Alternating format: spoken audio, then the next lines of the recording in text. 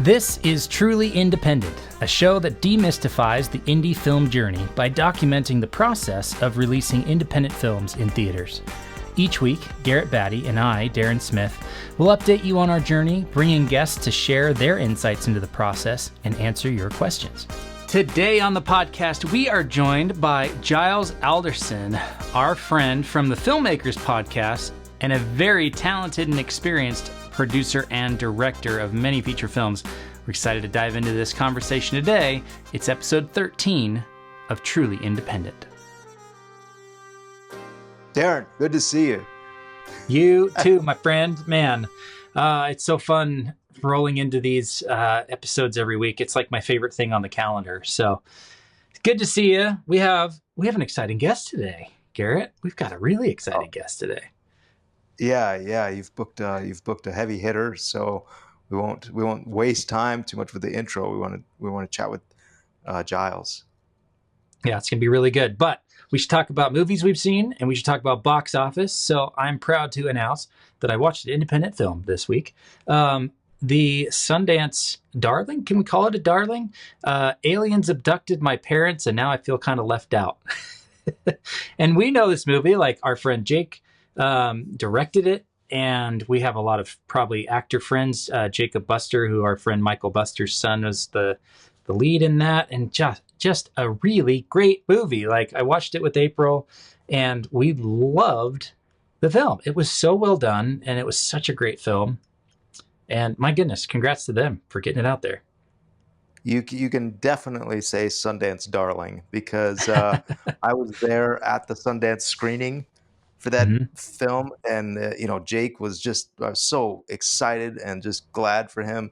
Jake has been a producing partner on some of my earlier films, and to see him now just hit a home run with Aliens abducted my parents, and now I feel kind of left out, was just so exciting to see him do that.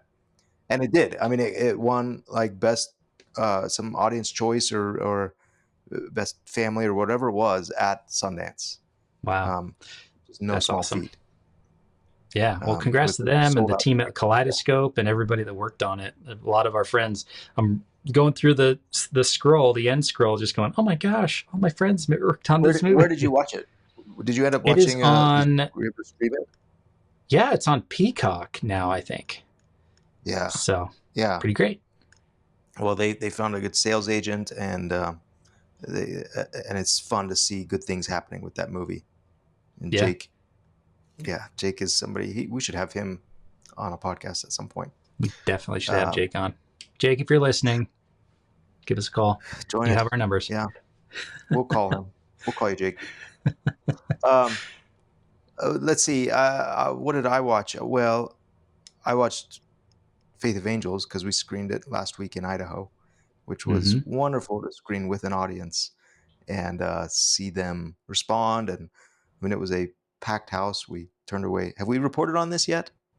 No, this is it. So it was Thursday night. So yeah.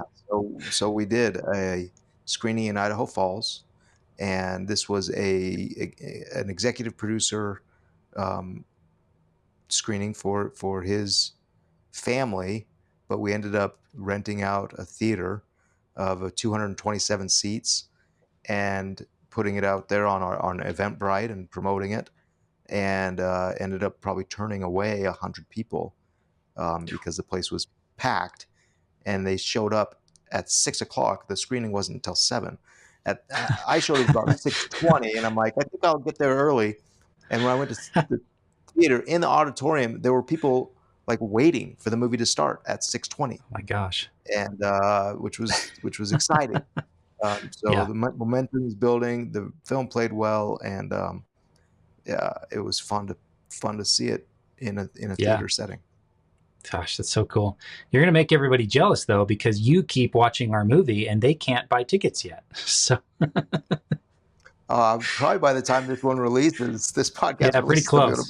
You can go buy tickets probably. So make sure you do that and go see the movie opening weekend. Which is an interesting talking point. I mean, and maybe we don't need to get into that, or we could. But as we are booking, that's one of the things that we keep running into is like, okay, what are the calls to action? As we're getting into this campaign rollout, here we are, we're recording this first week of August. We don't release the movie until September 12th in limited theaters, and then September 26th in wide theaters. But what is the campaign? What is the call to action to keep people coming back, keep people interested? And at what point do we not want to like build momentum because we don't want to peak too early? You know what I mean? Yeah. So, well, the call to action now is listen to the podcast. It's awesome. yeah. And then that's how you get your info on the movie when it comes out. Yeah, it's really a good question, and it's one of those things that we're kind of keeping top of mind as we're working with the team who's over social, who's over email blasts, and who's over all these different aspects of the marketing to make sure we have coherent and consistent messaging. And so that, like you said, we're not peaking too early. A lot of time I've heard just yesterday, I heard it many times, like 6 weeks out is kind of the sweet spot to start your run up. It's like, oh, okay, well then I should not be too stressed that there's not a lot going out right now, because yesterday I was a little bit like, why are we talking about this? This movie comes out in 5.5 weeks. Like, come on, everybody. And they're like, calm down, Darren. You might just be overreacting a little bit. Like, okay, you guys know what you're doing. Well, it is a familiar feeling though, because I mean, I feel the same way. It's like I'm exhausted already, and we haven't even started. I mean, we're not even building momentum right now. We're just like laying the foundation. And to me, I'm like, when are people going to start talking about this movie? But if you were to ask me right now, what movies come out in 5.5 weeks and what is available? I mean, I'd be like, okay, well, I mean, I think I've seen the trailer for Beetlejuice. I'm excited to go see that movie. I'm not buying tickets for it right now. Like, and there's not, we're not seeing Beetlejuice premieres everywhere or anything like that right now. They've released the trailer. They have a website. You can't go buy tickets right now. So, from an independent perspective, I can relax a little bit and be like, okay, we're on track. We're on track to get the movie out there and to start spreading the word. Yeah. Well said. Should we look at the box office? Yes. Ooh. Top 10 again. Oh my gosh. Look at this. Again. Here we are. Let's see. Again, the weekend of the August 6th is when we're recording this. So previous weekend, August 2nd through 4th. And here it is. The same play that we're talking about, Running with the Carpenter, is opening on 600 screens, trying to break into the top 10 with a good per screen average. Does that exist? There it is on number 9, the movie The Firing Squad, starring Kevin Sorbo. It's like a faith-based true story movie. Did $893,000 on 800 screens, and it broke the top 10. Yeah. Well, and here's what's encouraging for me is like I'm looking at that movie and it has a $1,102 per screen average. So there's also something to be said about they could have done 400 screens and a 2,000 per screen average. They still would have been there. So that's getting a little closer to our strategy for Faith of Angels as well. Mm-hmm. It doesn't necessarily need 600, 800,000 screens. Like you could do it. Yeah. What's Atlas Distribution Company? Congratulations to them. They've done. Yeah. We've met with them and they've got a very calculated model of similar. Let's select our screens and find our audience, build our audience, and take this movie to them. They're not. I know that they're not spending a lot on excess screens, for an ego trip to say, hey, we're releasing on this many. No, they're being very targeted, and congrats to them, and it's working. Yeah, and to almost do $1 million opening weekend on an indie on 800 screens, that's huge. It's a massive accomplishment. They should be really, really proud of their efforts there. So that's a movie I need to check out. Very cool. Yeah, congrats to them. Yeah. Okay, Darren, should we get to our guest? Well, we're really excited. We have our friend Giles Alderson from the Filmmakers Podcast, also an experienced writer, director, producer, very, very talented filmmaker. So excited to have him today. Let's dive into it. Hey, indie filmmakers and movie lovers. This show is sponsored by Purdy Distribution. Since 2011, they've been bringing incredible independent films to theaters, like Garrett Batty's The Saratov Approach, T.C. Christensen's Love Kennedy, and McLean Nelson's Once I Was a Beehive. They've worked with top-notch directors like Mitch Davis and Mark Goodman, specializing in family, faith-based, and funny films. This year alone, they've released hits with JK Studios like Go West and Villains Inc., and have even branched out internationally with films shot in South Africa and Japan. Purdy Distribution works closely with indie filmmakers, designing personalized distribution plans, whether it's a theatrical release or straight to streaming on platforms like Amazon, iTunes, Google, and more. If you have a PG or PG-13 film ready for the world, think about reaching out to Purdy Distribution. They're approachable and knowledgeable, ready to help you visualize your film's distribution. Even if your film isn't fully polished, they can offer valuable guidance. Plus, if you need that crucial distribution piece for investor packages, Purdy Distribution can provide a letter of intent to distribute, helping you secure funding without locking you into a contract. Mark your calendars for Purdy Distribution's upcoming releases: Tokyo Cowboy on August 30th, the digital release of Thabo and the Rhino Case on September 1st, Faith of Angels in theaters on September 12th, Villains Inc. on Amazon and iTunes on October 1st, and The Carpenter on November 1st. To stay updated on these releases and more, sign up for their newsletter at purdydistribution.com. That's Purdie distribution.com. Now, back to the show. All right. Oh my gosh, I'm so excited. We have an incredible guest with us here today, Giles Alderson, writer, director, producer, and host of the Filmmakers Podcast. Welcome. You're here. Woohoo! Thank you very much. Thank you for having me. Absolute pleasure. Of course. Oh, I'm glad this worked out. Thank you. I know you were braving traffic and all these things, and we're just really grateful to be able to chat with you for a little bit. So to start, can you give us some context? You have a really amazing kind of experience and resume and all these things. So give us a little bit of context about who you are and what you do in film. Yeah, I was an actor for years, so I was lucky enough to be in Oscar winners films. Tom Hooper's film I was in, The Damned United, which was a football film, and being a footballer as a kid, I managed to play for a couple of good soccer teams, should we call them, but football teams. And yeah, so to be in a movie where you got to be a footballer was incredible. And I did quite a few cool little movies like that, with some nice people, bits of telly, but it was when I stepped behind the camera that I loved and fell in love with that side of it. And I moved into producing and directing pretty quickly, and then spent 10 years working out how to actually do that. And then luckily enough, a really good friend of mine, Julian Kostov, put me in touch with New Bayana Studios, and Yarev Lerner there took a chance on me as a feature film director, and I got to make The Dare, which is my debut movie. And from there, I made Arthur and Merlin and Wolves of War for signature, and then A Stranger in Our Bed as a director. And then I've produced movies like Repeat, Followers, Serial Killer's Guide to Life, and recently 3-Day Millionaire, which did incredibly well on Netflix. Very, very proud and happy of that movie. I've also made a few documentaries as well, including my vegan documentary, which hopefully will be out soon. I need to finish it. But yes, I love making films. I love doing it. I love talking about making films and helping other people make their films as well. Man, that's awesome. And what a great summary. And you summed up, 25 years of career in 2 minutes.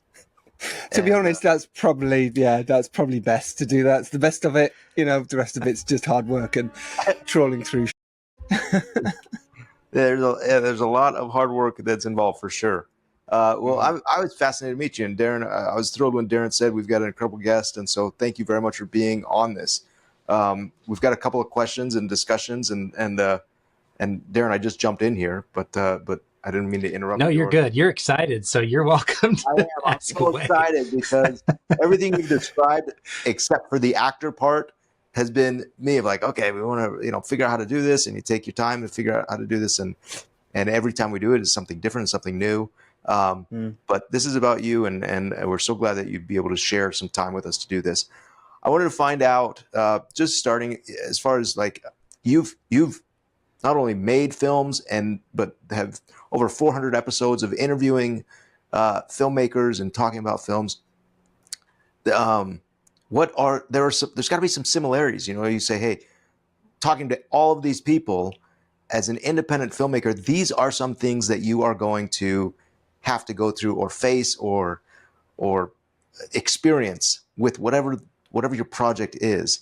Are there a few things that you could say, hey, here's what most people don't know about independent film, but here's what they will learn if they do one? Yeah, I think learning to edit was a huge part of me becoming a much better filmmaker. Learning the ins and outs of why a director or an editor would choose a certain shot or not. Back when I was acting, I didn't understand. And then as soon as you started editing, you totally got why you'd use that certain shot, because it's the only one that had continuity. It was the only one that made sense. It was the only one that was in focus. It was the only one where someone wasn't blinking in or making a face in the background or the sound was any good. They're all the things you do not know as an actor. You have no idea. You just don't understand why they didn't use the take where you felt you were the best. And as soon as you get behind the camera or behind what filmmaking is and learn it, that is incredibly powerful.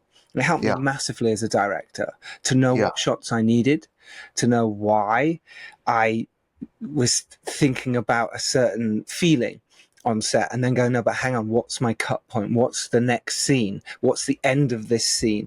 And it's something that a lot of filmmakers don't think about. They just go, get this scene, right, next one. And the edit, they get them, they go, oh yeah, we've just cut in from a wide to a wide because I have got nothing else. There's no transition, no thought process. There's no color mix between the two. Is there a different lens size? Is there a different shade of how you're thinking about the shot or a feeling? Is it now handheld? Is it on sticks? Does that cut? All those kind of things are so important, and you don't know that until you've been in the edit room and you've sat there and gone through that process of all the mistakes you make as a filmmaker and seeing it and go, oh God, why didn't I just get one more? Or why did I do that? Why the eye line's wrong? We crossed the line, all these things. And as soon as you get in the edit, you go, right, next time. And the more you do it, the more you learn. Editing was one of the biggest things I learned. The other one, and I feel this is really important, is who you work with. I spent the first 10 years, I glossed over it very quickly there in my sort of intro, but 10 years from moving from an actor when I directed my first sort of pilot short to actually making a feature film. And in that 10 years, I just was relying on everyone else to do the work for me. And as Mark Duplass says, as so many other people say, and I've said it on my podcast many times, the cavalry is not coming. They are not waiting there with an open checkbook or saying, you are the one. Yes, we want you. And we all think it is like that. And it is not. And you've got to do it. You've got to be the one to go out there and go, I'm going to make this happen, because if I don't do it, no one else will. And they're the two biggest lessons. And I wish I'd learned them both way earlier. I love that. I love that quote from Mark Duplass, and I hear that a lot. And my follow up to that is the realization that you are the cavalry. As somebody that has done it, you are the cavalry. The cavalry is you, and so they're not necessarily coming for you, but my goodness, we can help others take that next step. Like there is that element of in some support. This team that we've built to help us make this film, that's the cavalry. But I love that. What a great and the experience as far as sitting in an edit bay.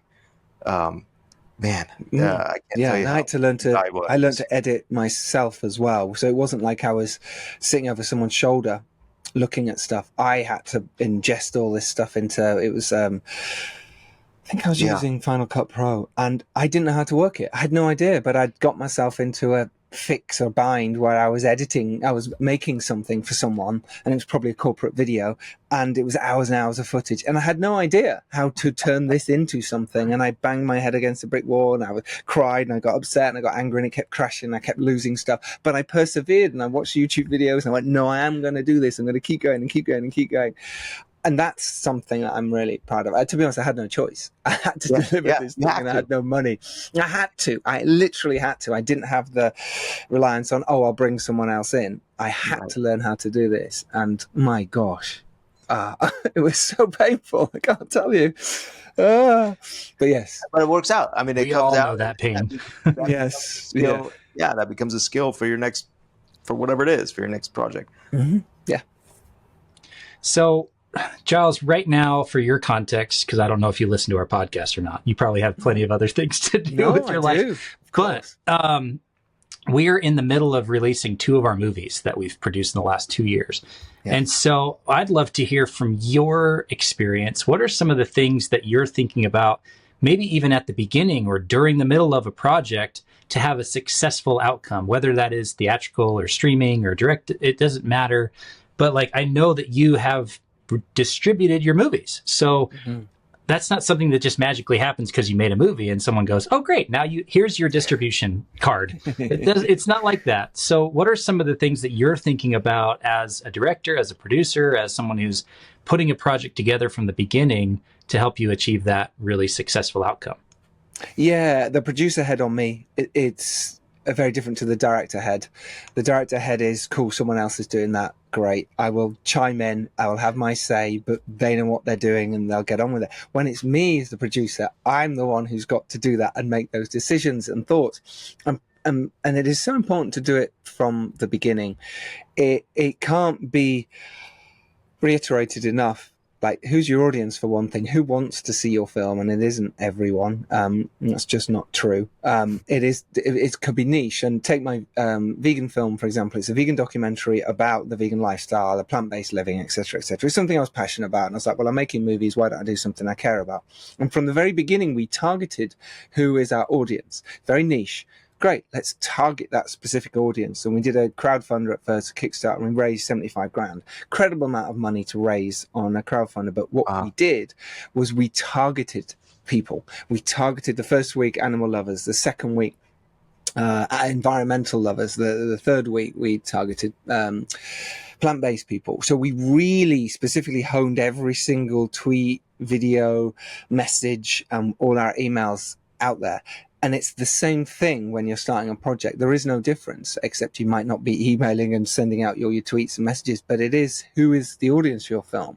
You know, if you're making a comedy, okay, well, who's the best distributor or sales agent for this? Let's contact them now, because if we're casting someone who's wrong for that market, for that type of brand that you're looking for, this movie is not going to sell, or it's going to be a harder sell. And you'll have to make an amazing movie. And as much as we all aim to do that, sometimes things go against us. Weather, locations, crew, actors, so many things happen on a movie set that go wrong that make your film come down a peg, shall we say. We all have these ridiculously high aspirations and we aim for those, as we should, but we cannot help it. It's out of our hands most of the time, and we have to just accept that, you know, the sound is a bit poor there, or that is out of focus on that shot, or all these things we just have to accept. It's part of indie filmmaking. We can't afford the luxury of going again and again and again. So it is, for me, it's vital that you know who your audience is and who you're selling it to. And that comes down to speaking to distributors and sales agents now.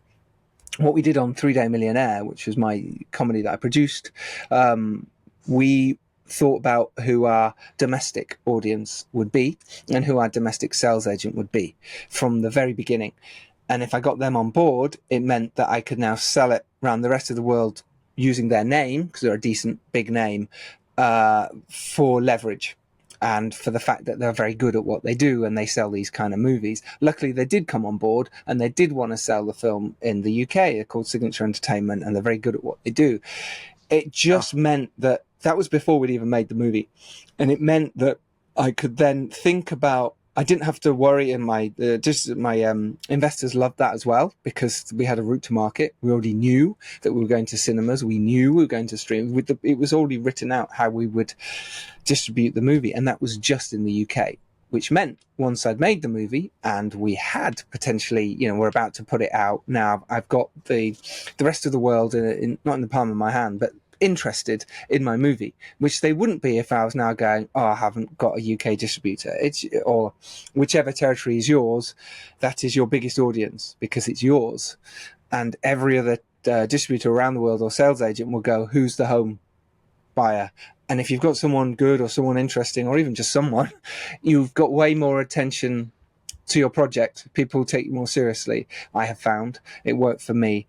The downside to that is it means, you know, someone like a Universal wants to come and take the world, and they want to take everything, but you've already sold the UK or your domestic territory. That is a problem. However, if they want the film enough, and it is a small chance, but if they do want the film enough, they maybe overlook that. but I'm willing to take that chance on, you know, an indie film that is very unlikely to get A24, unlikely to get Universal suddenly go, no, we want this for the world. So why not already have some money in the bank, impress your investors, and get ready to make the next one before you've even made that one. I think that goes back to your comment on the cavalry isn't coming. If you assume that the distributor is the cavalry, you got to assume that they're not coming. And when you have that leverage and you already go, well, I've already sold this and this, they actually see you as more desirable because you're someone who's created leverage and created value in a marketplace. So true. Not only that, we got, you know, in my experience, when we've had a bigger distributor become interested in a title that already has somebody committed to it, that's good for that somebody that's committed to it. So we say, okay, small distributor, let me introduce you to, you know, Samuel Goldwyn is distributing one of my films. And we go, okay. And Samuel Goldwyn says, great, I want to do it they've already done, or find that market that they're already in and build on it. I don't think it's it doesn't hurt your movie to have an additional to anybody involved as far as distribution goes. No, totally agree. And at the moment, we're literally about to deliver a latest produced movie called Dirty Boy. And with that movie, we have distributors and sales agents sniffing around right now. You know, we screened at Cannes. It did incredibly well. We got some offers off the back of that screening.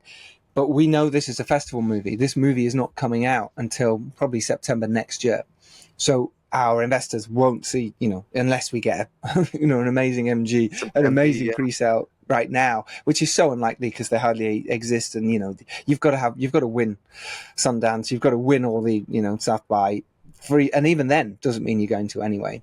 Right. So we're just being very clever about how we're showing people, you know, everyone will ask for your movie. And it is quite a small industry, the sales and distribution industry, especially with the bigger players, let's say. And they do all talk.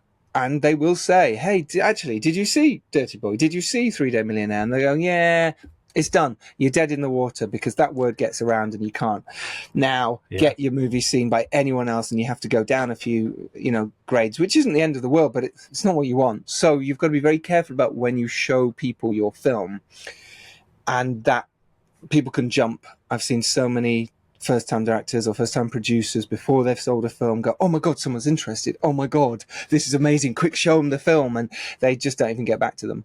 And the word has got around. It's a big problem. Or they give them a shitty offer and they don't know how to deal with that. And they go, oh, we've got an offer and it sounds like we're going to make loads of money. No, look at the small print. And that's something else that's so important, is understanding what that small print is on those contracts. I never say that there is any necessarily... all right, maybe some of them are, you know, a little bit unscrupulous, but at the end of the day, it's business. And with any business, someone's going to rip you off if they can, because it's business. So you've got to be savvier than the game, and you've got to understand that business and go, no, I won't accept these terms. And no, I will have a release clause after 3 months if you don't sell it. And I will do this. And what's amazing about all that kind of stuff is you can negotiate. You don't have to go for an 80-20 split or a 70-30 split. You can go for a 60-40 split and no marketing fees. You can do whatever you want. This is a negotiation. And that's what a lot of filmmakers don't understand or realize. This is a game. This is like going to a car boot sale. You know, hey, it says 20p for that, but actually 15. You never go to a car boot sale and pay what's on the sticker. So what is the difference in the filmmaking world or business world? Everyone is trying to undercut. Everyone's trying to get a good deal. So it's important you understand what those deals are as a producer or as someone trying to sell the film, and then go in and be prepared. You know, it's so important. We've all been burnt and we've heard the stories. So don't get burnt. Learn from it. Are there? How do you know? I mean, yes, we've all been in that situation where the word gets out of the film and you get a dozen.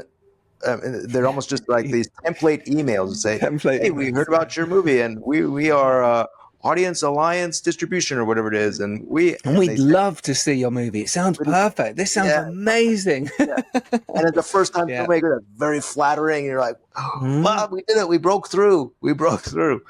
And then, a year later, you're going, I haven't heard from these guys, but I have a contract and what's going on. So are there indicators that you say, okay, here's what I look for. I look at catalog or I look at past sales or projections.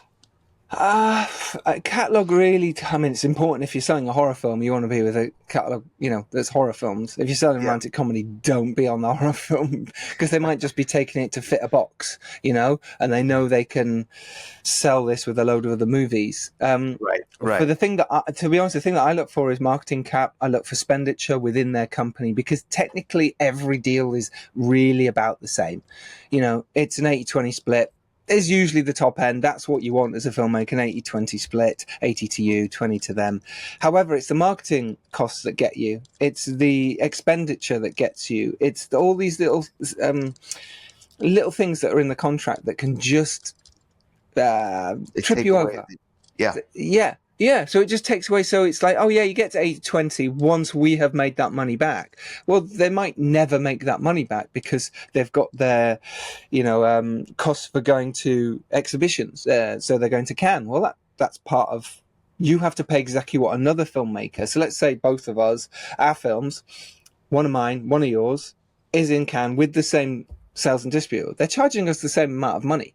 We're both getting charged for that, and they've got a catalogue of how many. So a lot of filmmakers are being charged for this amount. So it's kind of like, yes, I understand it costs a lot to go to these festivals, and it is important for them to be there.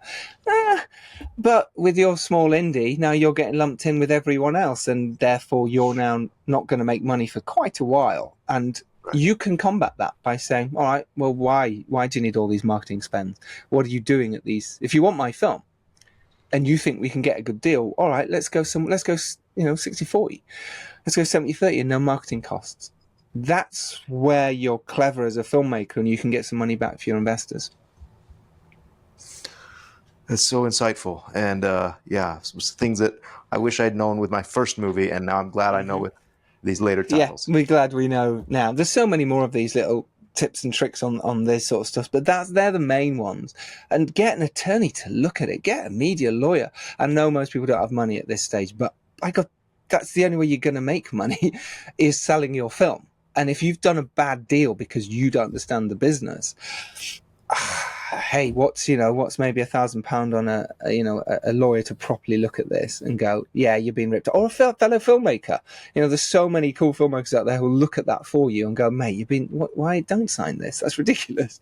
And actually, that's where we should help each other even more. I don't know why people don't do this. Hey, would you mind just glancing your eyes at this contract? And I go, yeah, don't sign that in a million years. They just don't. So many of my filmmaker pals didn't come to me with the contracts. I'm like, why didn't you come to me? I'd have said, no, get that out. Oh, it's too late, we've signed it. No, but they've said we're going to do this. Those things don't happen. And suddenly they're in the swamp of never seeing a penny and their movies are doing really well. And I think that's probably one of the harder things for a filmmaker to go through is people know their film's doing really well and people see it doing really well. And there's no money coming back for the filmmaker or the people who worked on it. That's not cool. You'd rather the film didn't. Well, no, you wouldn't. You'd still rather your film did well. But it is a little bit like it's painful. It's like so. It's understanding the legal sides is it's just part of being a filmmaker, Yeah.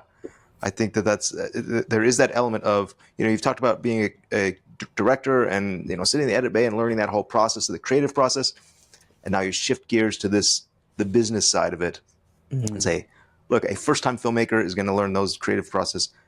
In order to repeat, you have to learn this business side as well. Yes. Giles, you've interviewed, you got 400 episodes in your podcast. You've done over 20 movies. One of the things that questions I had, what's that? Am I wrong in that? It's like a high five, man. High five in it. Oh, it's just, I was up till, God, I was exhausted. No wonder why you're so I'm exhausted. I was up till 2:30 last night editing and uploading a podcast, and then I was on set for this advert today as well. So it was, it's just sometimes it's part of it. You're like, sometimes you go, why do I do this? Then you remember, you go, no, because it helps, and you wish you had this when you started, like you guys doing this. It's so, you're just giving back what you can, but sometimes it does make me think. You go, oh, but it's exhausting. But high five, we'll high five it. Cool, it's where we want to be. Tell me about the importance of a producer. And the reason this question comes from, in one of your recent episodes, you were talking with a producer who she emphasized, just like in choosing projects, that she just chooses projects that she thinks are going to be fun and make sure that that's like a fun environment. We do this, and it is exhausting and tiring, and every day is just this swarm of problems that we have to solve. And yet we finally get out of it and get a film out there. We're like, wow, that's great. We made some money back. Awesome. Let's do it again. And either we're just like masochists or there's something, I don't know, what is the value of having a producer that says, guys, we're doing this for fun? I think it's a fine balance, but it's really important to, like, as I mentioned, to find the right people. I think one of the hardest things as well as a filmmaker is to let go of people. It's really hard because you're working with someone on a project, you're going through something, and sometimes it just isn't working. And I think people get bogged down in that. Sometimes they go, no, but we're doing this together. And it's okay sometimes to have that conversation. It can be difficult, but to just be like, this isn't working, is it? We should actually part ways. That would be better for us. It happened to me years ago, and actually it was better. It did work out for both of us in the end, but it's really difficult to do that. So it's so important to have if you're a director, the right producer around, if you're, the filmmaking team behind it, to have the right team with you. But you also want someone who is going to be in the trenches and going, yeah, this is so hard and so ridiculous and I'm so tired, but let's do it again tomorrow. And they're the people you want with you, the ones who will battle so hard and push it up the hill and be there till 4 a.m. and then back up at 6, moving cars to be in the right place, and then again going again and going again and going again. And if you haven't got those people on your team, you suddenly you're pulling weight and you're trying to do all these things. And if you're the director, you need someone who's going to do that for you. And if you're the producer, you need someone in the trenches with you who's going to do that so you don't feel alone. And I think producing can be the loneliest job.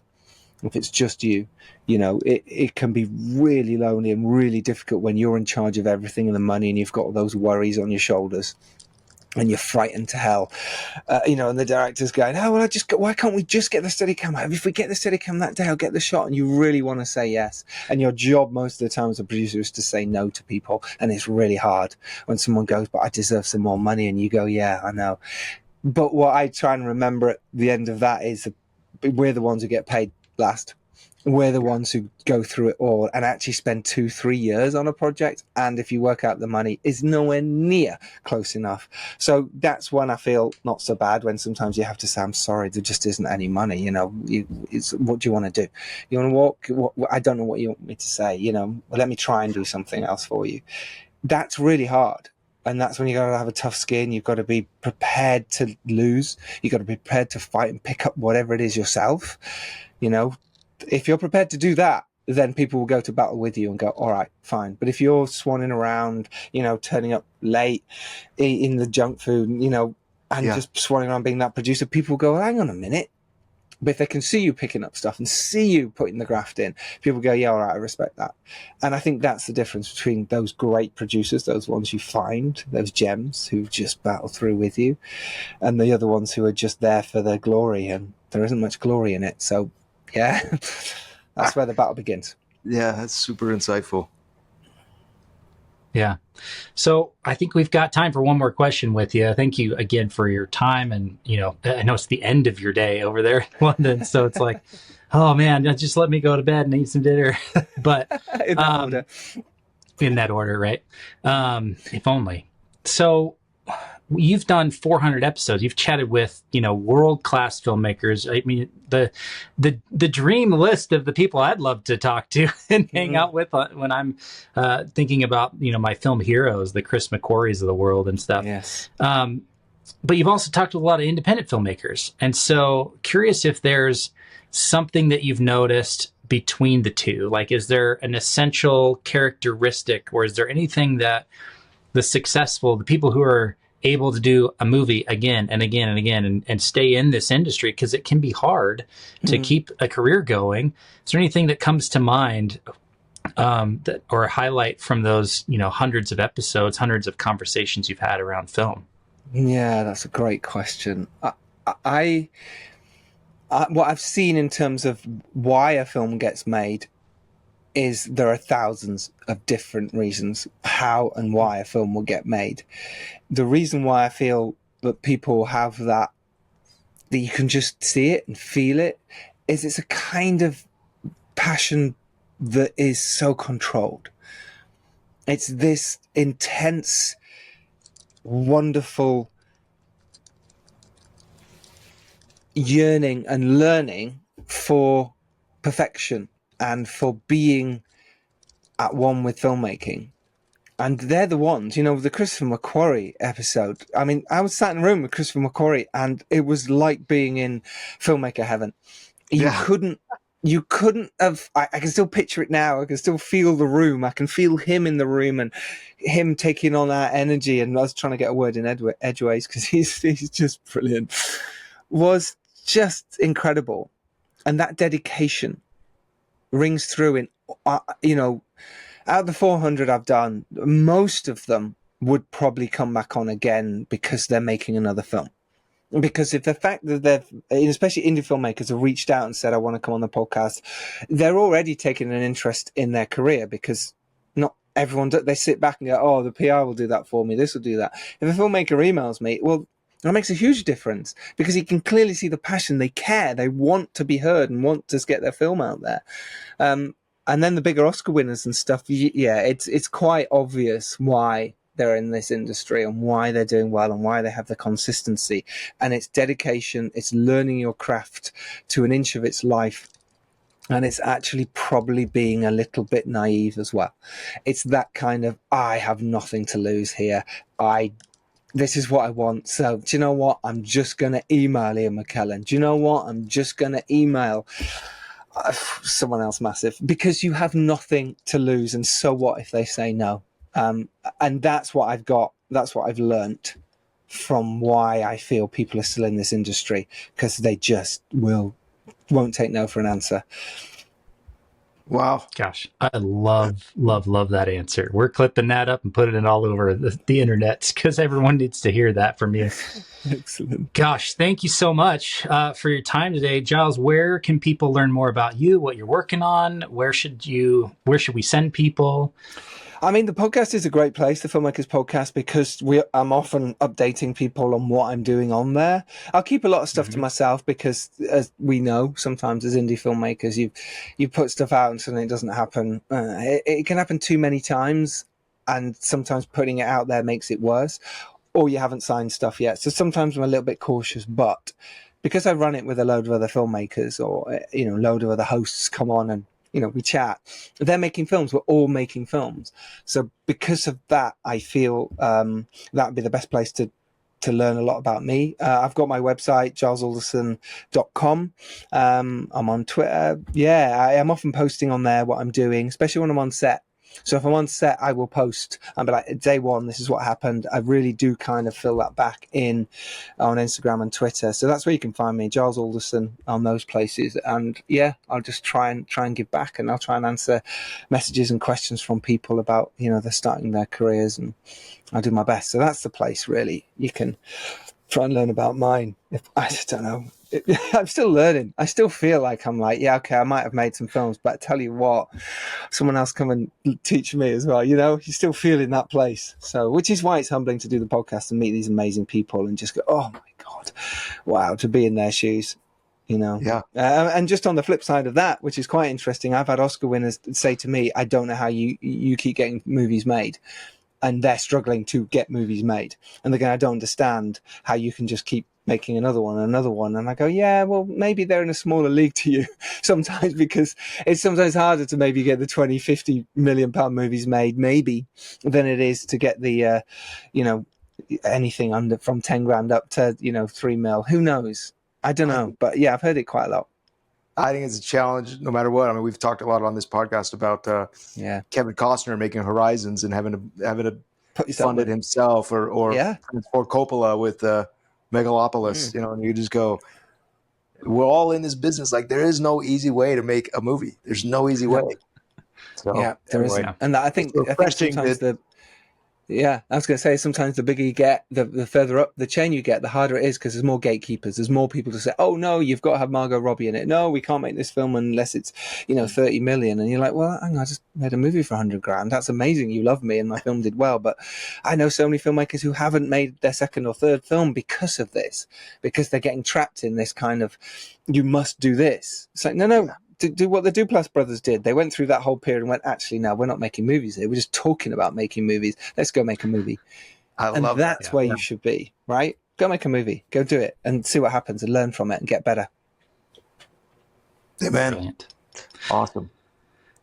Thank you very much, Giles. It's just a pleasure to meet you, and thanks for your time. And hopefully you get some dinner and get a good night's rest. Thanks so much, both of you. This has been real pleasure to chat to you. Cheers. All right, hey, keep in touch, man. Good luck with what you're doing. Thank you. Awesome. Oh, Giles is great, man. Some of those I'm like want to go now and just grab his sound bites and put them online and like champion those statements and those thoughts, because those principles he was sharing were just so essential for filmmakers to really embody and go, okay, this is how it works. This is the job. This is how we get the things made that we want made.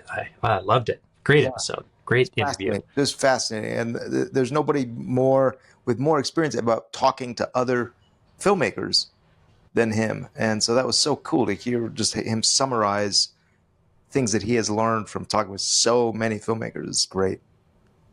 What a great find. Thanks your story. For having him on there. Oh, of course. I'm lucky to know some people in film, so he's definitely high on my list. I look forward to chatting with him again. My goodness. So there was one thing that he said that I actually did want to pull up, where he was talking about the producer and kind of how they need to show up. And your question was so great about having fun on set and having it be something that's enjoyable. And my comment was, it's really on the producer to show up that way. Like, it's not something that just naturally happens where, oh, because you're the producer, you're happy all the time. I think the opposite is more common than that, where producer is often the orneriest person on set. They're the one that's got the shortest fuse and will snap at people and will be upset and will default to whatever the worst case scenario is and react accordingly.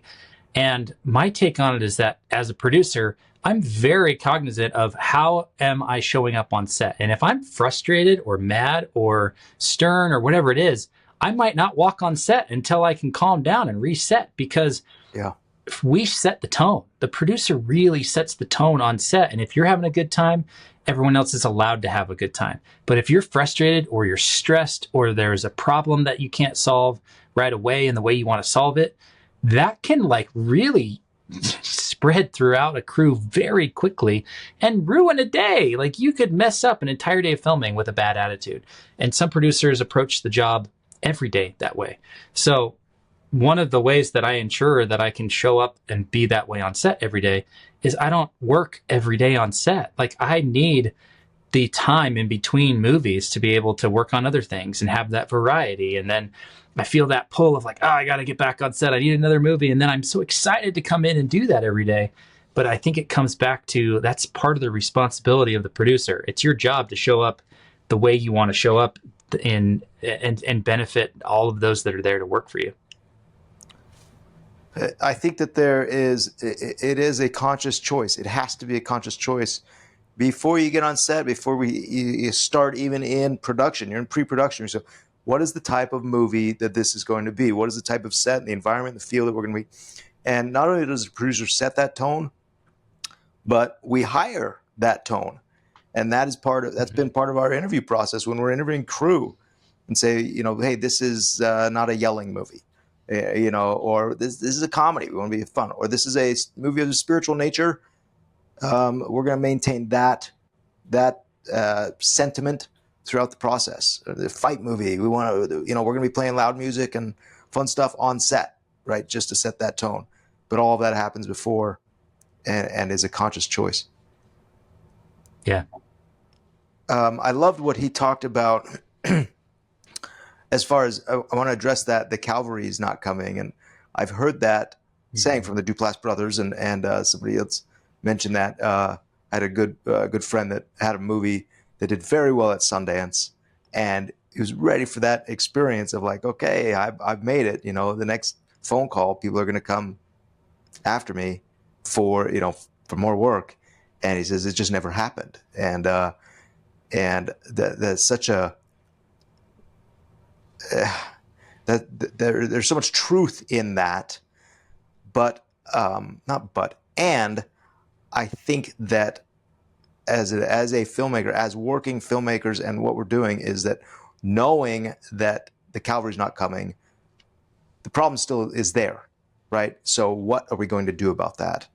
And I think that there's a valuable talking point to say, we are the cavalry. As soon as we build a crew, and I was doing that this morning, as you reached out and said, hey, let's see, this is coming up because we're doing a big we're doing a big promotional screening tonight for Faith of Angels. And so you said, should we reach out to the cast and crew? And to think back, it's like, wait, of course, like we are, that's who built the movie. That's the cavalry. And I'm going to work on their next film. They're going to work on my next film. We are all helping each other through this challenge of, this unsolvable problem of filmmaking. Yeah. When you said, you are the cavalry, and you could take that two ways. First is you are the cavalry and it's just you. There's nobody else, and good luck. You have to do all the heavy lifting yourself. God. But I like the version of you are the cavalry, meaning you're building the cavalry. You're leading the cavalry. You're creating the cavalry that's going to be the audience and the team and everyone else that's going to be involved with the success of the movie. And I like that version of, okay, I'm going to build the cavalry. I'm going to lead the cavalry, and we're going to go get this, summit this mountain or whatever it is that we're trying to do. It's pretty cool. Okay, that being said, where are we on the cavalry? What are our issues, or what are our concerns? What are our focus points this week in order to reach our goals for our September release and our 600 screen top 10, breaking in? Where are we at? Yeah. Well, we spent a lot of time actually before the episode today. We were on a call together and talking about strategy, like what should be happening that either we aren't seeing that it's happening. Let's verify that it's happening. Let's get some, let's get taps on things. Let's check in with things. I had a personal feeling that like, I need to up my game here. And you've mentioned this before, that Brandon's voice was echoing in your head late at night, but I heard it too yesterday of like, you can never do too much to, put your movie out there, to release your movie. And I'm just like, I could do more. And I felt that. And I'm like, I want to get into producer mode, and I want to produce the outcome of a really successful thing. So right now it's a lot of, we're starting the conversations with theaters. We're saying who are the ones we're identifying as our opening weekend here in Utah. How are we going to expand after that? And really diving into the data and looking at numbers and going, where have your films performed well in the past? Where have other comparable films performed well when they had a theatrical release? Can we start those conversations? Can we identify, 10 or 20 different chains that we could talk to their bookers and say, hey, let's reinvest some more into this relationship and put our movie out and do it together so that we all win. So that's really where my head's at. It's like, what are all the things that should be happening this week? Who's responsible for them, making sure they're happening and that they're on track so that we can hit our dates. I love that part of you. I saw it like triggers, and you go, okay, Darren is now going into producer mode, where you're saying, we've built a great team. I mean, we've talked to Purdy on here. We've talked to Michelle, who's our publicist. We're going to talk to probably Film Frog eventually on here, who's our marketers. And that is a team, and they all have their MO and the way that they're going to release this film. We have the data to know how we can take it. We have a budget that's built that would know that what we can afford. And so now in producer mode, you're going around to your different players and saying, what do you need to succeed? How can can I do your job for you, but what do you need? What do you need to succeed? We need these theaters. What do you need to get to them? And it's just so cool to see. And it just never, Like, I think that is the joy of like a producer, and be like, okay, we made the movie, we made the play. The movie's resonating with audiences. We found that out last week. We're finding it out tonight again. Like, people are really connecting. So now what's the next step for the producer? How can we do this again? We better make our money back. Yeah. Well, I'm excited because I think we're due for an episode about the numbers and really diving into some things. And I think next week might be the one to do that in, to really just show people what are the numbers we're actually looking at and how is that informing our decisions. And that's really top of mind, of like making sure we're making smart decisions that are based on reality and based on data and based on stuff we can grab onto, so that we can go, we're very, very, very confident if we do make this decision, it will help us get this result. Yeah. And I think that's a really good way to approach it. Well, I can tell you, in the process of recording this call, I received an email back from our team about some numbers that I was asking for, and they're immediately responding, and here's this. And so we'll be able to now, yes, sit with these numbers and make hopefully some intelligent decisions about next steps. I'm excited. Yeah. It's exciting. Cool, man. Very cool. Great. Any questions from last week's episode? I didn't see any come in, but did any come in on your side? No, I didn't receive any. So that's great. It means we've answered them all. Awesome. We did it. We can end the podcast. All questions have been answered. No, we know how to release a movie now. It's perfect. No questions cool. came in, but end of show. Yeah. No, but if you do have questions, if you are listening, and you'd like to ask thoughts, or there's something coming to your mind, send a comment. Go to where do they do that? 3Coin Pro. 3coinpro.com/podcast. Yeah. Yes, that is the place. Fill out the form, send a question. We'd love to address it. Yeah. Awesome. Well, another good one, another good episode. I'm excited for people to listen to this one today. Great interview. Thank you, Giles, for coming on. And all right, dude, we'll talk soon. Okay. Thanks, man. Thank you for listening to this episode of Truly Independent. To join us on the journey, be notified of screenings, and ask us questions about today's episode, head over to 3coinpro.com/podcast and put in your name and an email address. If you're a fan of the show, please leave us a review on your favorite podcast app and be sure to share this episode with a friend. Thanks for listening, and we'll see you next week. Our intro and outro music is Election Time by Kjartan Abel.